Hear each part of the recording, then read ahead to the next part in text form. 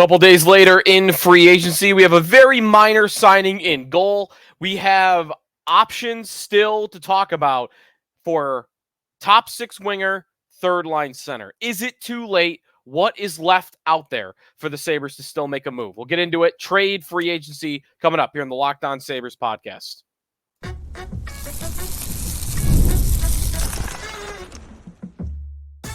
You're Locked On Sabres, your daily podcast on the Buffalo Sabres. Part of the Locked On Podcast Network, your team every day. And thanks for making Locked On Sabres your first listen every day. We are free and available wherever you get your podcasts and on YouTube, part of the Locked On Podcast Network, your team every day. Today's episode is brought to you by FanDuel Sportsbook. Make every moment more right now. Playoffs have wound down. The sports stop sporting like we want them to. But this summer, FanDuel hooking up all customers with a boost or a bonus daily. So there's something for everybody, every day, all summer long. Visit FanDuel.com/lockedon to get started. It is Wednesday, July 3rd. Couple of days into free agency. No big moves since we last spoke for the Buffalo Sabres. Development camp keeps going with a lot of the draft guys that they just had. By all accounts, Consta Hellenis looks awesome compared to at least his peers, which should be the case. He should look like he's ahead, of course, of the mid and the late round picks from the last two draft class. So we'll spend a lot of time today on what's left to do. I also want to get into Jeff Skinner a little bit and whether or not they're going to regret buying him out and whether they could undo it even only a week later if they really could. So some time on that. Top six forward, third line center. The number one and number two things that the Sabres reportedly wanted to add this offseason that they still have not added. Well, what's left? Trade market, free agency. I actually think the Sabres should be playing in two very different markets for those two things. Third line center and top six winger to me. You should be shopping in different stores. We'll get to that coming up here on the Locked On Sabres podcast at Sneaky Joe Sports if you want to follow me on Twitter. And of course, if you want to get in on our Locked On Sabres text line and become a subscriber, all the breaking news, all the back and forth with each move that they have, be sure to go to joinsubtext.com/LockedOnSabres. That's where you could sign up there. And then from there on out, you're just texting with your phone back and forth. And we had a lot of going-ons in the group chat yesterday after the Sabres signed James Reimer. 1-year deal for the veteran goaltender, 36 years old. It's a one-way contract. Don't get that confused, though, with any notion that he's the backup. I don't think at all he's the backup. If Devin Levi had a really bad training camp and bad preseason, then Reimer, I think, is your backup. Anything short of that, it's Lukin in number one and it's Levi number two. Reimer is insurance. Reimer is new Eric Comrie, a goalie with NHL experience, a lot more than Eric Comrie, by the way, that actually had a decent year last year. Reimer, a .904 save percentage in Detroit last year. Not bad at all for a number three goaltender. He might play some games this year when there's injury or whatnot, but I do think they've upgraded their number three goaltender. I don't think they're going to have to use him all that much, and I hope they don't have to use him at all, but better goaltender than Eric Comrie, at least from what I've seen in the last couple of years. But one-way contract, all that really means is if he gets sent to Rochester before the season, he's going to get an NHL salary. And if they want to call him up, then he'll have to pass through waivers. So maybe they would even lose him in that circumstance. I don't think so. I think this is just a depth signing, and that there was a one-way deal. They worked it out that way for money reasons that Reimer wanted. So we'll see if he ends up playing in the AHL. I think that's probably where he is going to play, though. So Reimer gets signed. They've got things to do still. Top six forward, bottom six center is still, to me, on the to-do list. And there's a lot of out there, well, the offseason's not over. Listen, that's true. But as I said the other day, like 80% of the offseason is over. Maybe not by the calendar, by the sheer number of days remaining in the offseason. Sure, a lot of the offseason is still left. But if you were to compute at the end of this summer, the number of players that moved from one team to another, 90% of them have already moved. 90% of the player movement that you're going to see has already happened. So They are now shopping in the clearance aisles. They are now shopping in the overstock sites, right? They are not looking at the best of the best that are available. They do not have a lot of options, but there are some options. And we will get into those coming up in the second and third segment of today's show. But the reason top six forward is as much on the radar as it is, they made a choice last weekend to buy out Jeff Skinner. And when they did that, let's revisit that for a moment. And whether or not we are already having regret about the buyout of Jeff Skinner. Because I sat here a month ago and told you, I think it's my number one choice. I don't need him in the top six anymore. I don't want him in the top six anymore. I want to do better than Jeff Skinner in the top six. And he's incapable of playing in the bottom six. So, buy him out. Buy out Jeff Skinner. In my mind, that was always married with the idea that you were going to add somebody better than him. The whole idea was, I'm buying him out because I don't have a spot for him anymore in my top six. Well, it's 3 days into free agency, and there is still a spot for Jeff Skinner in the top six. There very much is. At this moment in time, he is a better option than anything else they have. Even a diminished form of Jeff Skinner is a better option. And you know what? One defense of Skinner, really quickly here, that I don't know that I've ever mentioned since the end of the season. Why is it fair to give Tage Thompson a pass, which I would do, by the way? I would very much give Tage Thompson a pass for last year because the dude was hurt all season. He had a wrist injury in the first couple months of the year. Then he rushed back because he saw the way the season was going and he wanted to be there. He wanted to try to lift everything up, but he wasn't healthy yet. So he came back from that early. He injured his back too along the way. He was dealing with that stuff all year long. He was never really healthy until maybe right at the end of the season. Well, one thing we've always known about Jeff Skinner, as I've mentioned, is he's very reliant on who his center is to create for him and to bounce off of. And you could say it's a criticism of him. It's what he is. It's what he's always been.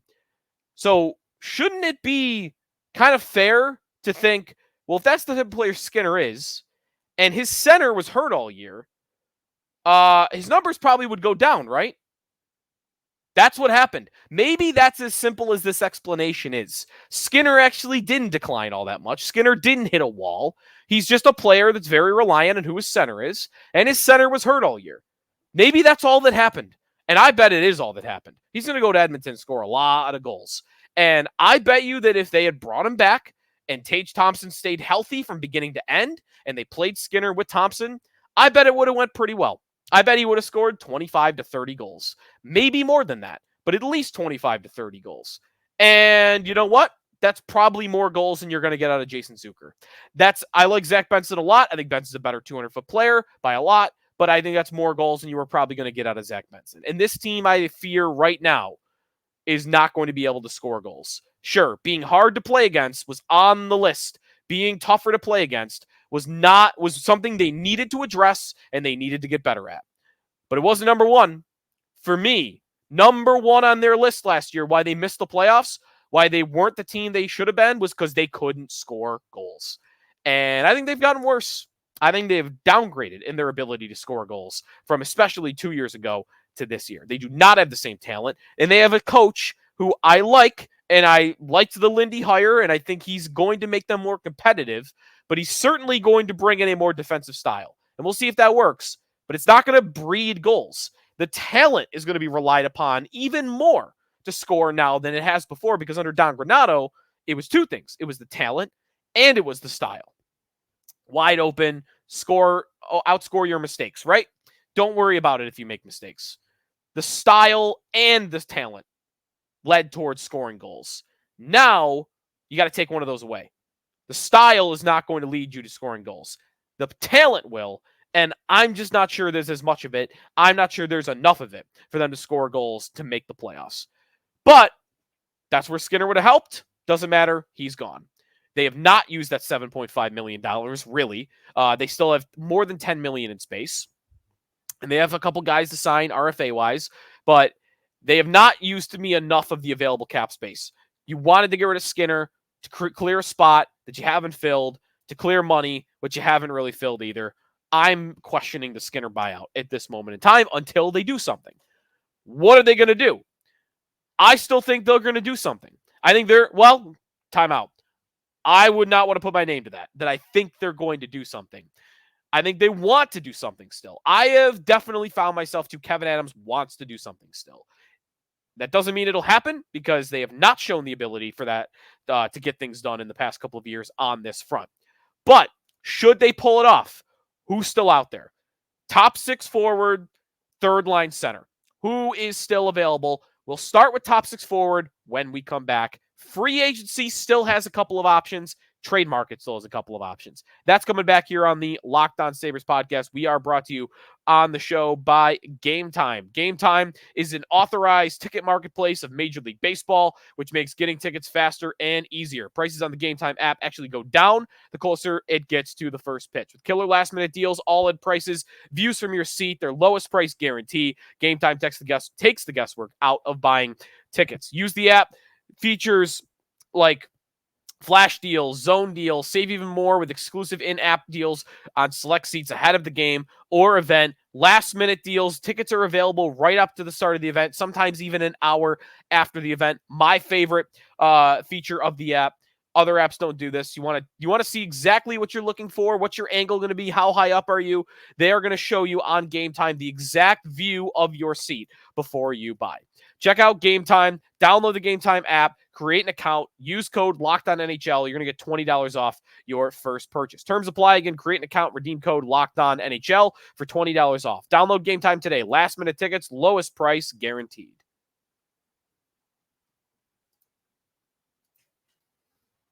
Back on the Locked On Sabres podcast. Thanks for making us your first listen. If you want to keep it going with some sports talk throughout the rest of the day, be sure to check out Locked On Sports Today, a free 24/7 streaming channel. It's produced and on YouTube, free Amazon Fire TV as well on the channel's app there. All right, so day 3 of free agency, and the Sabres have still yet to accomplish numbers 1 and 2 on their checklist this offseason. By most reports, they wanted a top 6 forward and a third line center. And they don't have either.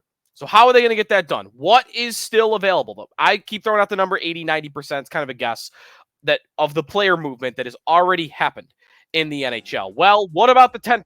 What about the 20% that is still out there? There are not bad options, I don't think, on either front. But it's not going to be easy.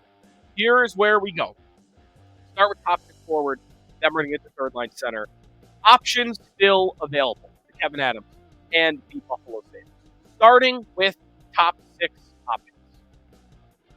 Number 1, I'm looking right now at Daily Faceoff. Matt Larkin, top remaining free agent. And it's got the original rank next to it that the entered free agent. The number 26 free agent is still available.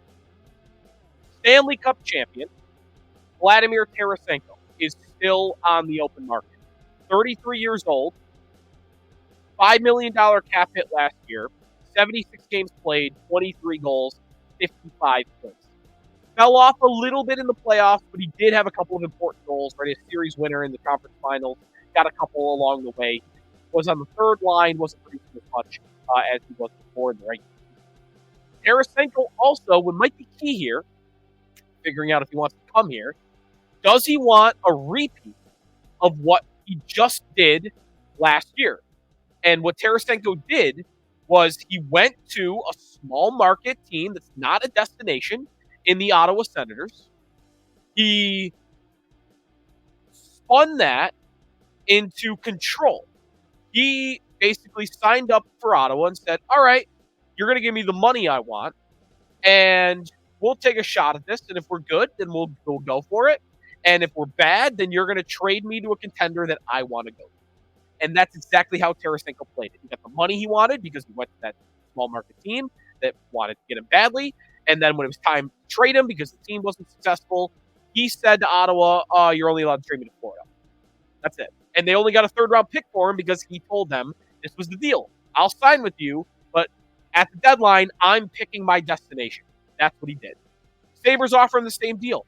That's how you sell it. Kevin Adams goes to Tarasenko, and he says, all right, I'm going to put you on our top line or our top six.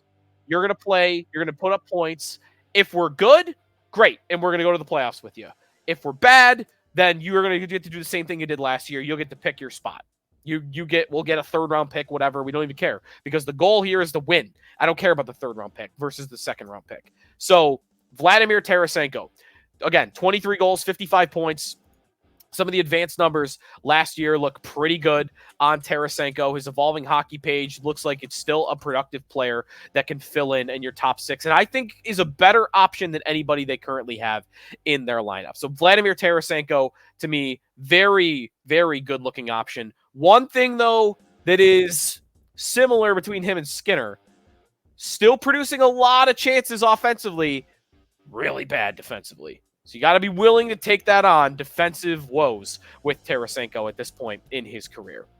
Number 2 free agent option, top 6 option, Jack Roslovic. This is a player I've liked for a long time, going all the way back to his days in Winnipeg. He was somebody that I very much liked and have always really liked. He is not a huge player, but he's average size, 6'1", quick hands, decent speed. I think he has got some good offensive instincts. He's not a horrible defensive player. You're not signing him because of that. And also, he is someone that has kind of gone back and forth between center and wing. More center earlier in his career. Last year with the Rangers, pretty strictly on the wing in the 20 games that he finished with there, but did play some center in Columbus before that. So you can move him to center, third-line center if you want. I think, though, he's better on the wing. He's probably more apt to play on the wing, which is why I'm putting him in the top 6 category. I think he's a little bit better of an option than the guys they've got. Not as good as Tarasenko. Maybe him and Benson would be close, depending on what type of season you get from Benson. I think he's a better option than Zucker, though. Last year, 31 points in 59 games, a 43-point pace. Year before that, 44 points. Year before that, 45 points. So really, it's 3 straight years of 40-plus points for Jack Roslovic. And I think he's someone that would, like Tarasenko, would only cost you a 1-year deal. And at this point, 1-year deals should be very, very easy for the Sabres to do because long-term cap space is what you're more worried about at the moment with guys to sign, and this guy's not going to threaten that. My number 3 free agent top 6 option still available is Daniel Sprong. Daniel Sprong is very fast. This is a guy that scores on the rush a lot. He is like the top 2 before him. This is what you're getting at this point. Very bad defensively, but he's going to put some goals in for you. He also, though, is someone that is not very often played in the top 6 in his career. Very rarely, actually. Look at his ice time. 12 minutes last year, 11 minutes, 25 seconds the year before that. But in those 2 years where he didn't get a lot of ice time, he put up some decent production. Last year, 18 goals, 43 points in Detroit in 76 games. The year prior, Sprong had 21 goals, 46 points in 66 games with the Seattle Kraken. Points per 60 minutes were through the roof for him. Again, like the previous 2 before him, he is not going to give you much of anything in his own end. He's a bad defender, no doubt about it. He generates chances. He is somebody that I would look at on a cheap deal, and maybe someone that is a little bit more rocky, though, a little bit more inconsistent. But an option that could help you score goals somewhere in your lineup that I think you could probably get for cheap on a 1-year deal. Tarasenko, Jack Roslovic, Daniel Sprong. Tarasenko, to me, though, easily is the most accomplished and the most proven and the best of those 3 ideas, even though Roslovic is a player that I have liked for a long time, and Sprong is someone that's going to help your speed out a lot, and given the last 2 seasons of evidence, he'll give you a good amount of goals, but you might be getting less of a 200-foot game with him than even the previous 2. The 2 trade options that are still out there, I won't belabor them because we've talked about them a lot. Martin Necas, Nikolai Ehlers. Those are still the best ideas, right? Trades, you're going to have to give up prospects for that. Maybe you have to give up a pick next year. Ehlers 1-year deal. Necas needs a contract right now. Those 2 have not been traded yet. And any trade bait board you look at, they're still very high on. I think that they're both probably getting traded between now and the start of the season, and it's up to Kevin Adams to make sure that he's the team for one of those 2. Both are much better options, better players, I would say, right now than the 3 players that I just previously mentioned. So Ehlers and Necas are still the best 2 options. Sprong, Roslovic, Tarasenko would be the easier options. When we come back, what about third-line center? Is there still an avenue to get something done on that front? I got 3 names for you that are all trade options when we come back here in the Locked On Sabres podcast. That is coming up next. Final segment here on the Locked On Sabres podcast. Thanks for making us your first listen every day. We went through some top 6 options for the Sabres, what's remaining out there if they're still looking for it. What about third line center? Now, interestingly, Kevin Adams wasn't really asked a lot about, or really at all about, are they still seeking a third line center? He did talk a lot about Peyton Krebs, and that makes me think Krebs, he's more comfortable with Krebs being the third line center than he is without addressing top 6.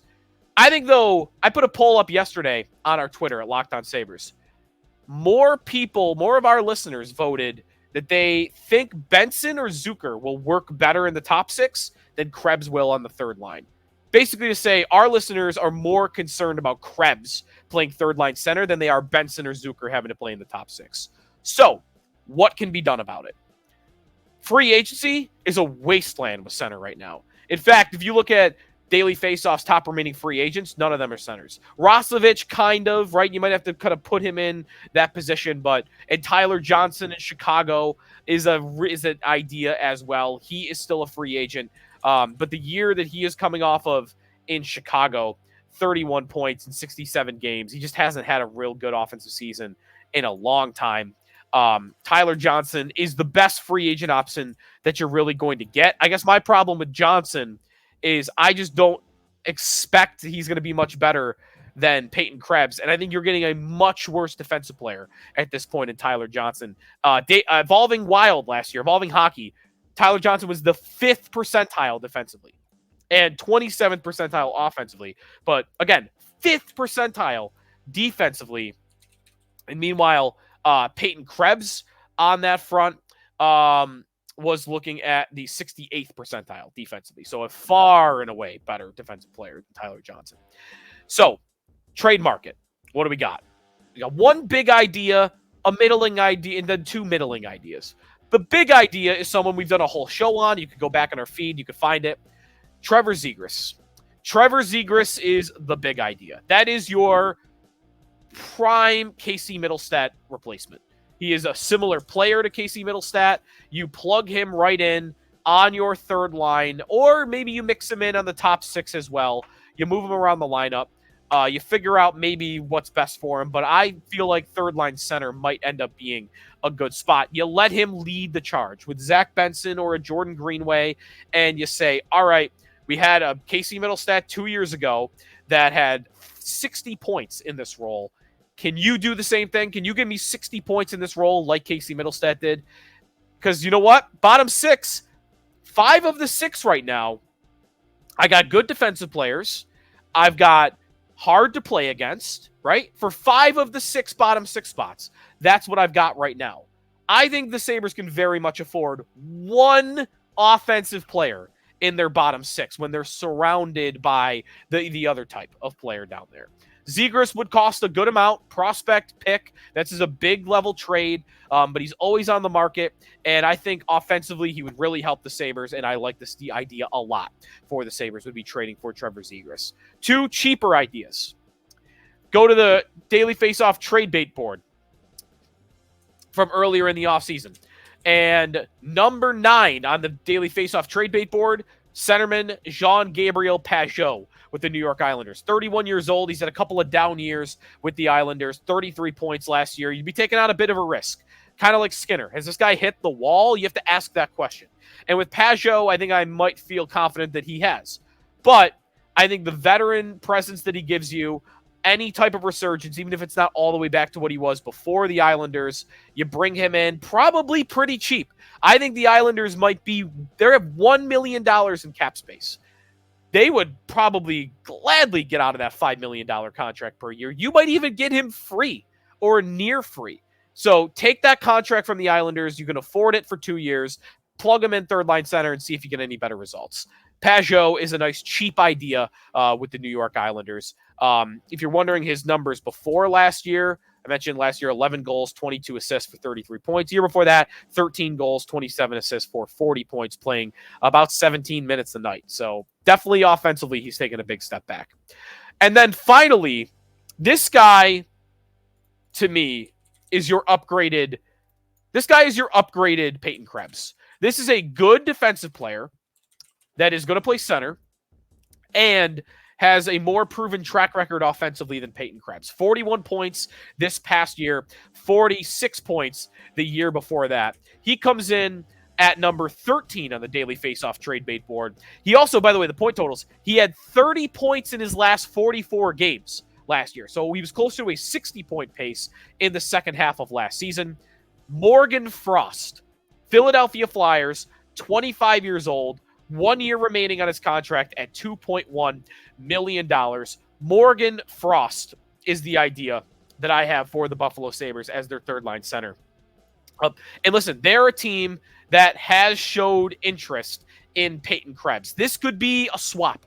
This could very much be Peyton Krebs to Philadelphia for Morgan Frost. Maybe you throw them a second-round pick on top of that. Maybe you throw them an Isaac Rosen on top of that, because I think Frost is that much more of a better idea at this moment because of what he's done offensively over Peyton Krebs. You have to figure out a contract with him in a year. I would take the risk. I think he's an upgrade, and I would absolutely put him at center.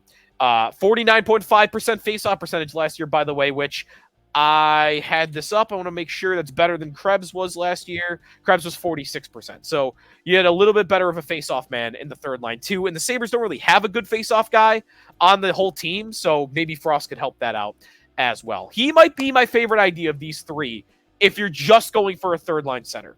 If you want someone that has more upside than that, then Zegras is the best idea. Frost, though, for the combination of offense and defense, I think would be the idea. And the reason why, by the way, if you're wondering, like, okay, wait, why is he available? 25 years old, put up 30 points in his last 44 games. He's good defensively. Why is he available? If reading from the trade bait list from Daily Faceoff, he was a healthy scratch for a chunk of the year last year. It's maybe possible, or maybe even very likely, him and John Tortorella do not see eye to eye. So this could be a thing with the coach. And that would be your avenue to get him out of town. And the fact that they like Peyton Krebs due to, or according to a couple of different reports. So there you go. Pageau, Zegras, Morgan Frost, and then Tyler Johnson. But I hate that idea, really, if I'm being honest. Let me know what you think for your third line center idea. Let me know for your best idea for third line center. Let me know best idea for top six amongst players that are not currently on the roster. Of course, it's very possible they didn't do any of this. But right now, my dream might be of all the options we've just gone through, that's realistic. Because Zegras is such a big idea.